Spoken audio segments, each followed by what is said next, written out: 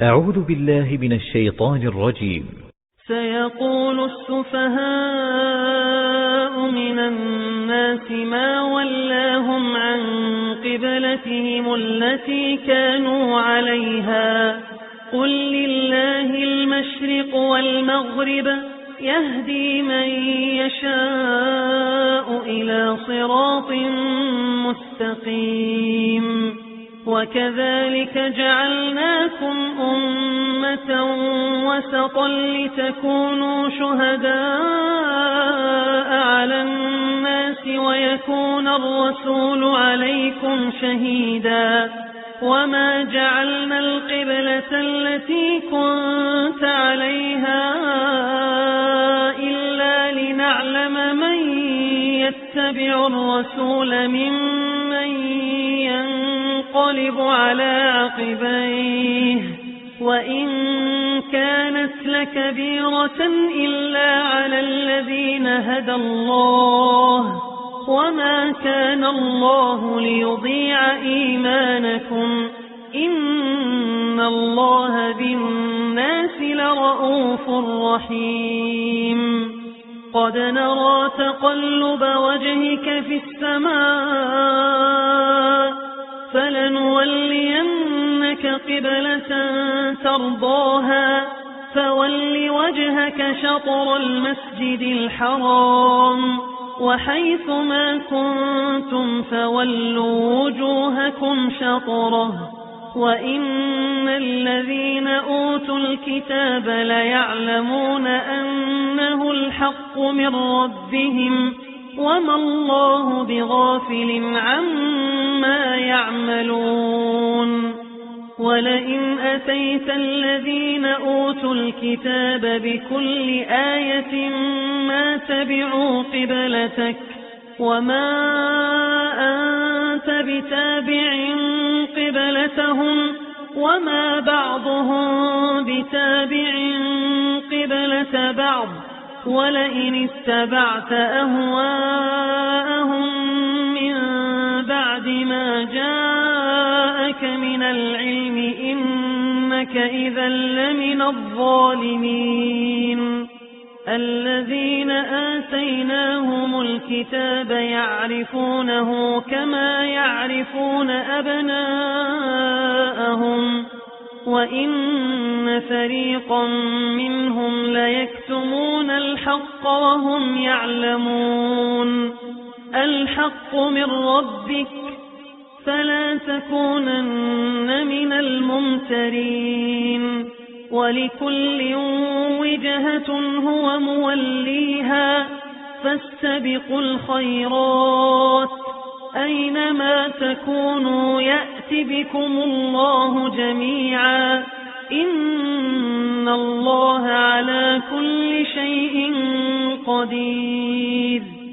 ومن حيث خرجت فول وجهك شطر المسجد الحرام وإنه للحق من ربك وما الله بغافل عما تعملون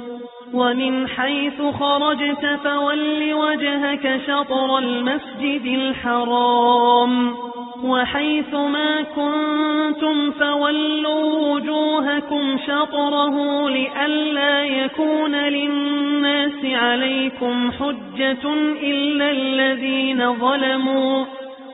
الذين ظلموا منهم فلا تخشوهم واخشوني ولأتم نعمتي عليكم ولعلكم تهتدون كما أرسلنا فيكم رسولا منكم يتلو عليكم آياتنا ويزكيكم ويعلمكم الكتاب والحكمة ويعلمكم ما لم تكونوا تعلمون فاذكروني أذكركم واشكروا لي ولا تكفرون يا أيها الذين آمنوا استعينوا بالصبر والصلاة إن الله مع الصابرين ولا تقولوا لمن يقتل في سبيل الله أموات بل أحياء ولكن لا تشعرون ولنبلونكم بشيء من الخوف والجوع ونقص من الأموال والأنفس والثمرات وبشر الصابرين الذين إذا أصابتهم مصيبة قالوا إنا لله وإنا إليه راجعون أولئك عليهم صلوات من ربهم ورحمة وأولئك هم المهتدون إن الصفا والمروة من شعائر الله فمن حج البيت أو اعتمر فلا جناح عليه أن يطوف بهما ومن تطوع خيرا فإن الله شاكر عليم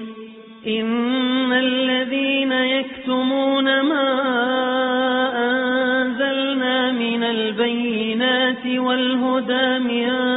بعد ما بيناه للناس في الكتاب أولئك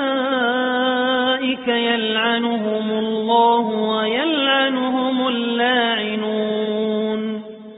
إلا الذين تابوا وأصلحوا وبينوا فأولئك أتوب عليهم وأنا التواب الرحيم إن الذين كفروا وماتوا وهم كفار أولئك عليهم لعنة الله والملائكة والناس أجمعين خالدين فيها لا يخفف عنهم العذاب ولا هم ينظرون وإلهكم إله واحد لا إله إلا هو الرحمن الرحيم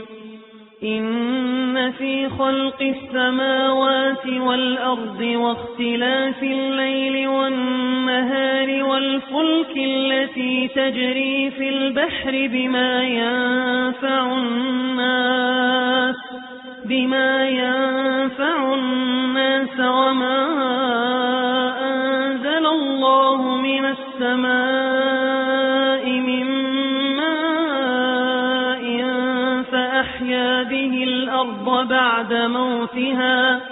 فأحيا به الأرض بعد موتها وبث فيها من كل دابة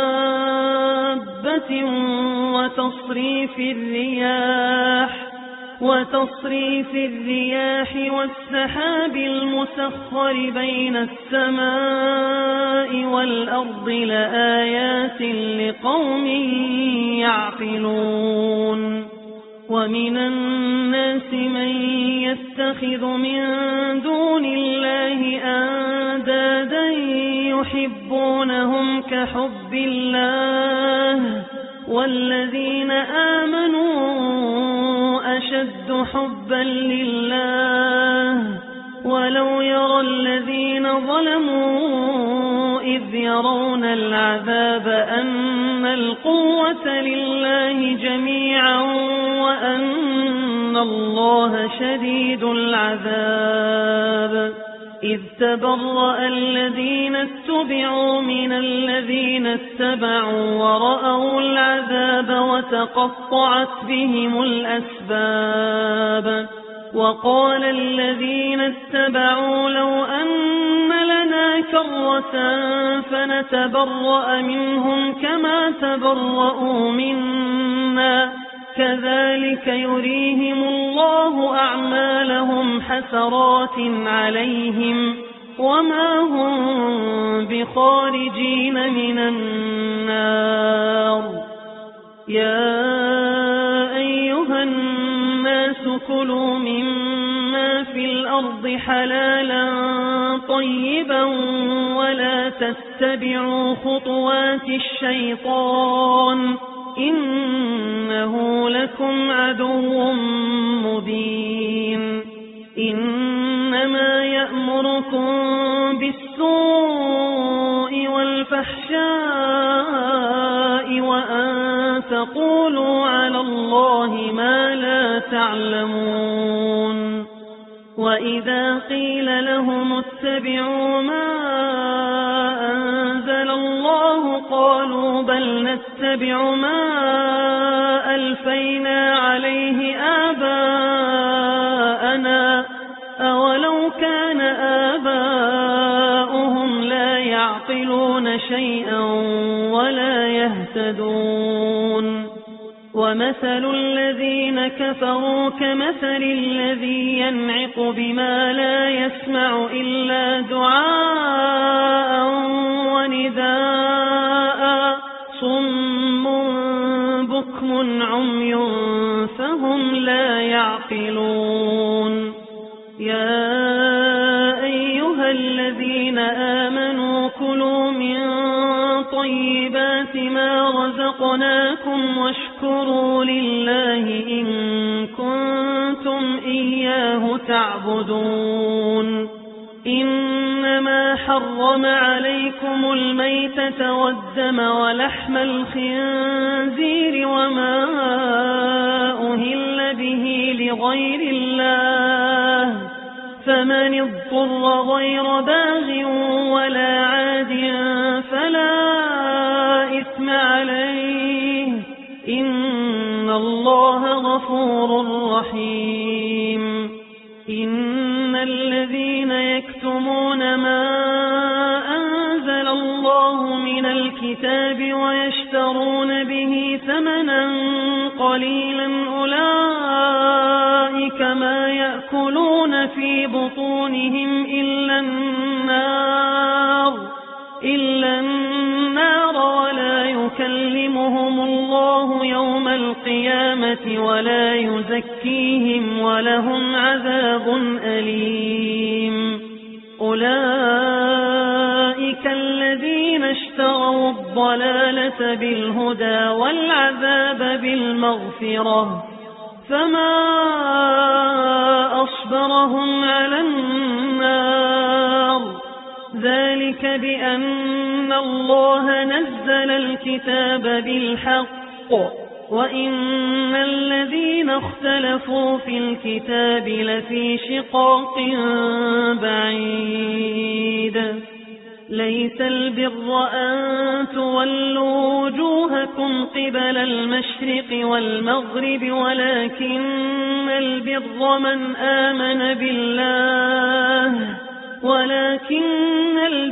من آمن بالله واليوم الآخر والملائكة والكتاب والنبيين وآتى المال على حبه ذوي القربى واليتامى والمساكين وابن السبيل والسائلين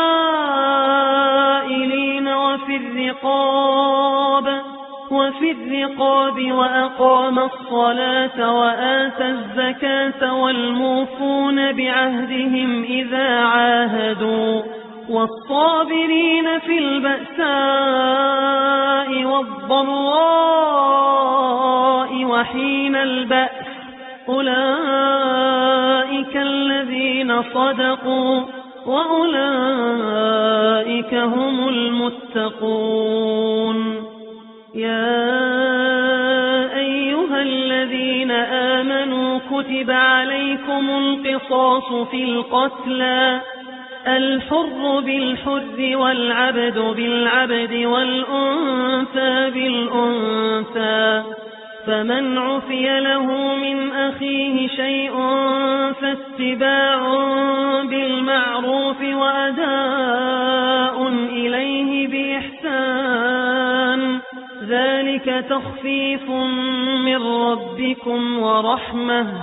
فمن اعتدى بعد ذلك فله عذاب أليم. ولكم في القصاص حياة يا أولي الألباب لعلكم تتقون.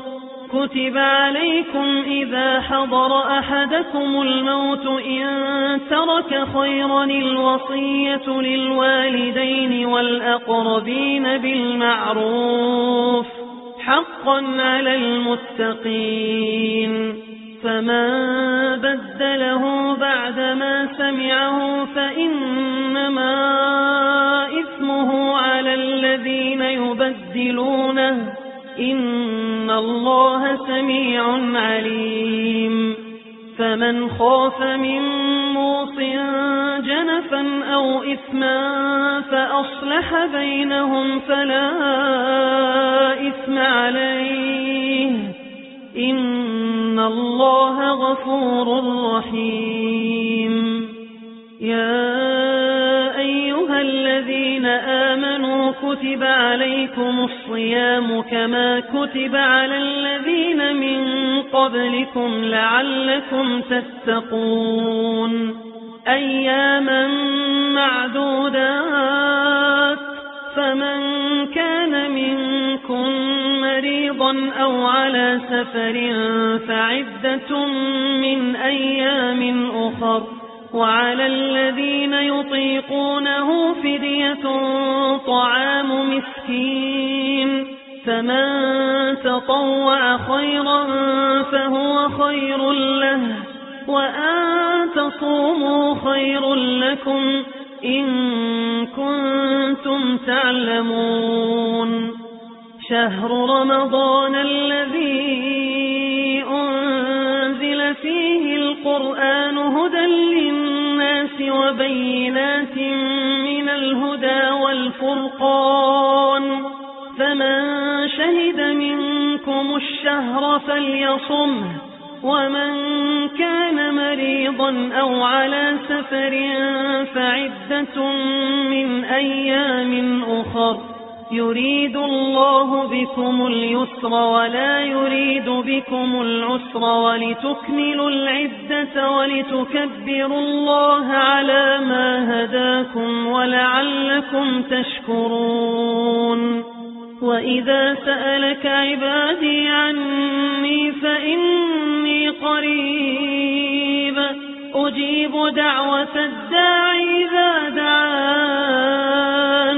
فليستجيبوا لي وليؤمنوا بي لعلهم يرشدون.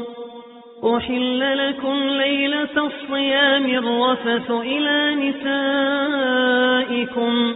هن لباس لكم وأنتم لباس لهن، علم الله أنكم كنتم تختانون أنفسكم فتاب عليكم وعفى عنكم، فالآن باشروهن وابتغوا ما كتب الله لكم، وكلوا واشربوا حتى يتبين لكم الخيط الأبيض من الخيط الأسود من الفجر، ثم أتموا الصيام إلى الليل، ولا تباشروهن وأنتم عاكفون في المساجد، تلك حدود الله فلا تقربوها، كذلك يبين الله آياته للناس لعلهم يتقون. ولا تأكلوا أموالكم بينكم بالباطل وتدلوا بها إلى الحكام لتأكلوا فريقا من أموال الناس بالإثم وأنتم تعلمون. يسألونك عن الأهلة، قل هي مواقيت للناس والحج، وليس البر بأن تأتوا البيوت من ظهورها ولكن البر من اتقى، وأتوا البيوت من أبوابها واتقوا الله لعلكم تفلحون وقاتلوا في سبيل الله الذين يقاتلونكم ولا تعتدوا إن الله لا يحب المعتدين وقتلوهم حيث ثقفتموهم وأخرجوهم من حيث أخرجوكم والفتنة أشد من القتل ولا تقاتلوهم عند المسجد الحرام حتى يقاتلوكم فيه فإن قاتلوكم فاقتلوهم كذلك جزاء الكافرين فإن انتهوا فإن الله غفور رحيم وقاتلوهم حتى لا تكون فتنة ويكون الدين لله فإن انتهوا فلا عدوان إلا على الظالمين الشهر الحرام بالشهر الحرام والحرمات قصاص فمن اعتدى عليكم فاعتدوا عليه بمثل ما اعتدى عليكم واتقوا الله واعلموا أن الله مع المتقين وأنفقوا في سبيل الله ولا تلقوا بأيديكم إلى التهلكة وأحسنوا إن الله يحب المحسنين وأتموا الحج والعمرة لله فإن أحصرتم فما استيسر من الهدي ولا تحلقوا رؤوسكم حتى يبلغ الهدي محله فمن كان منكم مريضا أو به أذى من رأسه ففدية من صيام أو صدقة أو نسك فإذا أمنتم فمن تمتع بالعمرة إلى الحج فما استيسر من الهدي فمن لم يجد فصيام 3 أيام في الحج و7 إذا رجعتم تلك 10 كاملة ذلك لمن لم يكن أهله حاضر المسجد الحرام واتقوا الله واعلموا أن الله شديد العقاب الحج أشهر معلومات فمن فرض فيهن الحج فلا رفث ولا فسوق ولا جدال في الحج وما تفعلوا من خير يعلمه الله وتزودوا فإن خير الزاد التقوى واتقون يا أولي الألباب ليس عليكم جناح أن تبتغوا فضلا من ربكم فإذا أفضتم من عرفات فاذكروا الله عند المشعر الحرام واذكروه كما هداكم وإن كنتم من قبله لمن الضالين ثم أفيضوا من حيث أفاض الناس واستغفروا الله إن الله غفور رحيم فإذا قضيتم مناسككم فاذكروا الله كذكركم آباءكم أو أشد ذكرا فمن الناس من يقول ربنا آتنا في الدنيا وما له في الآخرة من خلاق ومنهم من يقول ربنا آتنا في الدنيا حسنة وفي الآخرة حسنة وقنا عذاب النار أولئك لهم نصيب مما كسبوا والله سريع الحساب واذكروا الله في أيام معدودات فمن تعجل في يومين فلا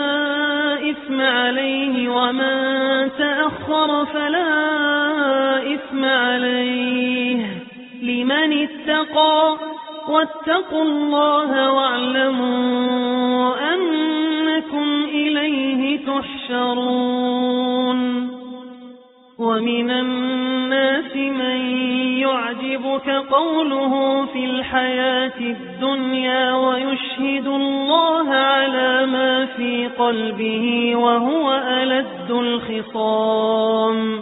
وإذا تولى سعى في الأرض ليفسد فيها ويهلك الحرث والنسل والله لا يحب الفساد وإذا قيل له اتق الله أخذته العزة بالإثم فحسبه جهنم ولبئس المهاد ومن الناس من يشري نفسه ابتغاء مرضات الله والله رؤوف بالعباد يا أيها الذين آمنوا ادخلوا في السلم كافة ولا تتبعوا خطوات الشيطان إنه لكم عدو مبين فإن زللتم من بعد ما جاءتكم البينات فاعلموا أن الله عزيز حكيم هل ينظرون إلا أن يأتيهم الله في ظلل من الغمام والملائكة وقضي الأمر وإلى الله ترجع الأمور سل بني إسرائيل كم آتيناهم من آية بينة ومن يبدل نعمة الله من بعد ما جاءته فإن الله شديد العقاب زين للذين كفروا الحياة الدنيا ويسخرون من الذين آمنوا والذين اتقوا فوقهم يوم القيامة والله يرزق من يشاء بغير حساب كان الناس أمة واحدة فبعث الله النبيين مبشرين ومنذرين وأنزل معهم الكتاب بالحق ليحكم بين الناس فيما اختلفوا فيه وما اختلف فيه إلا الذين أوتوه من بعد ما جاءتهم البينات بغيا بينهم فهدى الله الذين آمنوا لما اختلفوا فيه من الحق بإذنه والله يهدي من يشاء إلى صراط مستقيم أم حسبتم أن تدخلوا الجنة ولما يأتكم مثل الذين خلوا من قبلكم مستهم البأساء والضراء وزلزلوا حتى يقول الرسول والذين آمنوا معه متى نصر الله ألا إن نصر الله قريب يسألونك ماذا ينفقون قل ما أنفقتم من خير فللوالدين والأقربين واليتامى والمساكين وابن السبيل وما تفعلوا من خير فإن الله به عليم كتب عليكم القتال وهو كره لكم وعسى أن تكرهوا شيئا وهو خير لكم وعسى أن تحبوا شيئا وهو شر لكم والله يعلم وأنتم لا تعلمون يسألونك عن الشهر الحرام قتال فيه قل قتال فيه كبير وصد عن سبيل الله وكفر به والمسجد الحرام وإخراج أهله منه أكبر عند الله والفتنة أكبر من القتل ولا يزالون يقاتلونكم حتى يردوكم عن دينكم إن استطاعوا ومن يرتدد منكم عن دينه فيمت وهو كافر فأولئك حبطت أعمالهم في الدنيا والآخرة وأولئك أصحاب النار هم فيها خالدون إن الذين آمنوا والذين هاجروا وجاهدوا في سبيل الله أولئك يرجون رحمة الله والله غفور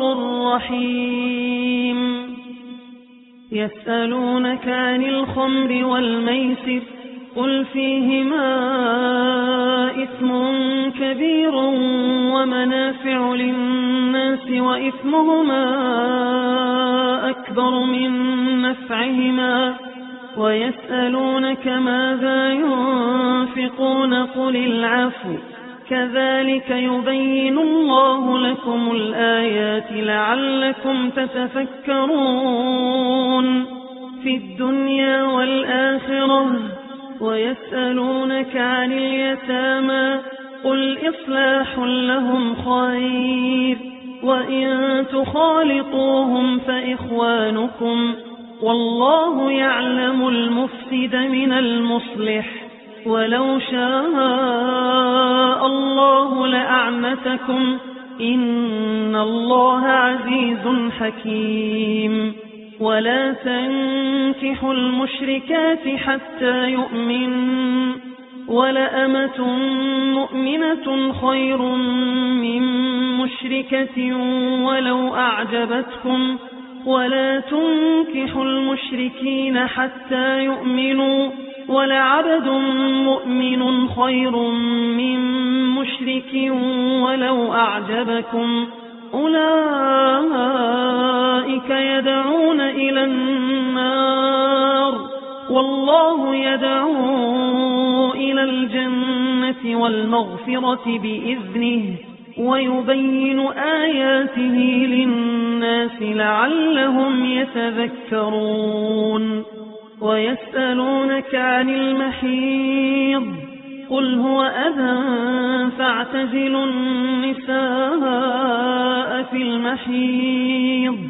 ولا تقربوهن حتى يطهرن فإذا تطهرن فأتوهن من حيث أمركم الله إن الله يحب التوابين ويحب المتطهرين نساؤكم حرث لكم فأتوا حرثكم أنى شئتم وقدموا لأنفسكم واتقوا الله واعلموا أنكم ملاقوه وبشر المؤمنين ولا تجعلوا الله عرضة لأيمانكم أن تبروا وتتقوا وتصلحوا بين الناس والله سميع عليم. لا يؤاخذكم الله باللغو في أيمانكم ولكن يؤاخذكم بما كسبت قلوبكم والله غفور حليم. للذين يؤلون من نسائهم تربص 4 أشهر فإن فاءوا فإن الله غفور رحيم. وإن عزموا الطلاق فإن الله سميع عليم. والمطلقات يتربصن بأنفسهن 3 قروء ولا يحل لهن أن يكتمن ما خلق الله في أرحامهن إن كن يؤمن بالله واليوم الآخر وبعولتهن أحق بردهن في ذلك إن أرادوا إصلاحا ولهن مثل الذي عليهن بالمعروف وللرجال عليهن درجة والله عزيز حكيم. الطلاق 2 مرتان فإمساك بمعروف أو تسريح بإحسان ولا يحل لكم أن تأخذوا مما آتيتموهن شيئا إلا أن يخافا ألا يقيما حدود الله فإن خفتم ألا يقيما حدود الله فلا جناح عليهما فيما افتدت به تلك حدود الله فلا تعتدوها ومن يتعد حدود الله فأولئك هم الظالمون. فإن طلقها فلا تحل له من بعد حتى تنكح زوجا غيره فإن طلقها فلا جناح عليهما أن يتراجعا إن ظنا أن يقيما حدود الله وتلك حدود الله يبينها لقوم يعلمون. وإذا طلقتم النساء فبلغن أجلهن فأمسكوهن بمعروف أو سرحوهن بمعروف ولا تمسكوهن ضرارا لتعتدوا ومن يفعل ذلك فقد ظلم نفسه. ولا تتخذوا آيات الله هزوا واذكروا نعمة الله عليكم وما أنزل عليكم من الكتاب والحكمة يعظكم به واتقوا الله واعلموا أن الله بكل شيء عليم. وإذا طلقتم النساء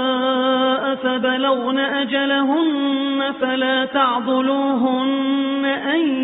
ينكحن أزواجهن إذا تراضوا بينهم بالمعروف ذلك يوعظ به من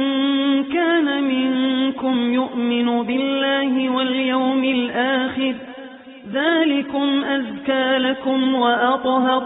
والله يعلم وأنتم لا تعلمون. والوالدات يرضعن أولادهن حولين كاملين لمن أراد أن يتم الرضاعة وعلى المولود له رزقهن وكسوتهن بالمعروف لا تكلف نفس إلا وسعها لا تضار والدة بولدها ولا مولود له بولده وعلى الوارث مثل ذلك فإن أرادا فصالا عن تراض منهما وتشاور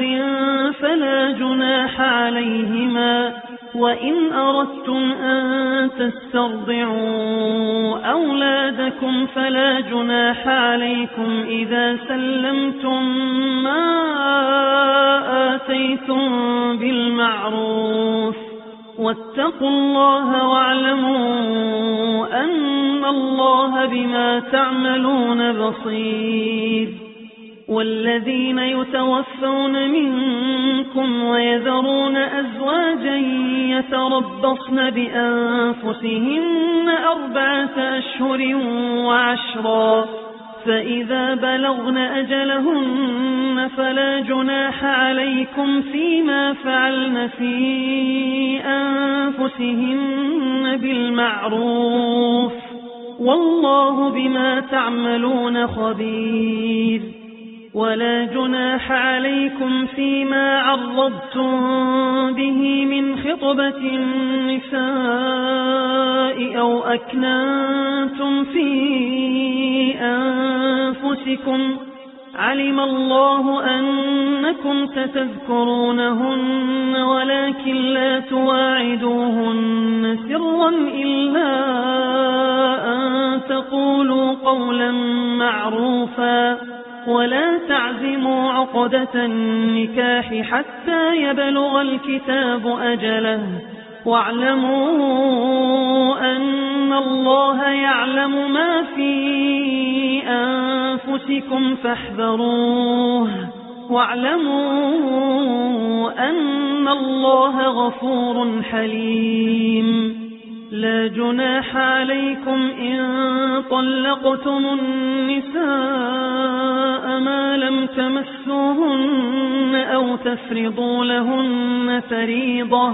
ومتعوهن على الموسع قدره وعلى المقتر قدره متاعا بالمعروف حقا على المحسنين وإن طلقتموهن من قبل أن تمسوهن وقد فرضتم لهن فريضة فنصف ما فرضتم إلا أن يعفون أو يعفو الذي بيده عقدة النكاح وأن تعفوا أقرب للتقوى ولا تنسوا الفضل بينكم إن الله بما تعملون بصير حافظوا على الصلوات والصلاة الوسطى وقوموا لله قانتين فإن خفتم فرجالا أو ركبانا فإذا أمنتم فاذكروا الله كما علمكم ما لم تكونوا تعلمون والذين يتوفون منكم ويذرون أزواجا وصية لأزواجهم متاعا إلى الحول غير إخراج فإن خرجن فلا جناح عليكم فيما فعلن في أنفسهن من معروف والله عزيز حكيم وللمطلقات متاع بالمعروف حقا على المتقين كذلك يبين الله لكم آياته لعلكم تعقلون ألم تر إلى الذين خرجوا من ديارهم وهم ألوف حذر الموت فقال لهم الله موتوا ثم أحياهم إن الله لذو فضل على الناس ولكن أكثر الناس لا يشكرون وقاتلوا في سبيل الله واعلموا أن الله سميع عليم. من ذا الذي يقرض الله قرضا حسنا فيضاعفه له أضعافا كثيرة والله يقبض ويبسط وإليه ترجعون. ألم تر إلى الملأ من بني إسرائيل من بعد موسى إذ قالوا لنبي له مبعث لنا ملكا نقاتل في سبيل الله قال هل عسيتم إن كتب عليكم القتال ألا تقاتلوا قالوا وما لنا ألا نقاتل في سبيل الله وقد أخرجنا من ديارنا وأبنائنا فلما كتب عليهم القتال تولوا إلا قليلا منهم والله عليم بالظالمين. وقال لهم نبيهم إن الله قد بعث لكم طالوت ملكا قالوا أنى يكون له الملك علينا ونحن أحق بالملك منه ولم يؤت سعة من المال قال إن الله اصطفاه عليكم وزاده بسطة في العلم والجسم والله يؤتي ملكه من يشاء والله واسع عليم. وقال لهم نبيهم إن آية ملكه أن يأتيكم التابوت فيه سكينة من ربكم وبقية مما ترك آل موسى وآل هارون تحمله الملائكة إن في ذلك لآية لكم إن كنتم مؤمنين. فلما فصل طالوت بالجنود قال إن الله مبتليكم بنهر فمن شرب منه فليس مني ومن لم يطعمه فإنه مني إلا من اغترف غرفة بيده فشربوا منه إلا قليلا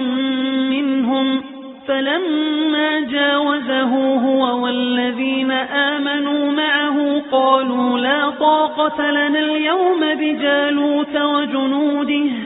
قال الذين يظنون أنهم ملاقوا الله كم من فئة قليلة غلبت فئة كثيرة بإذن الله والله مع الصابرين. ولما برزوا لجالوت وجنوده قالوا ربنا أفرغ علينا صبرا وثبت أقدامنا وانصرنا على القوم الكافرين. فهزموهم بإذن الله وقتل داود جالوت وآتاه الله الملك والحكمة وعلمه مما يشاء ولولا دفع الله الناس بعضهم ببعض لفسدت الأرض ولكن الله ذو فضل على العالمين. تلك آيات الله نتلوها عليك بالحق وإنك لمن المرسلين.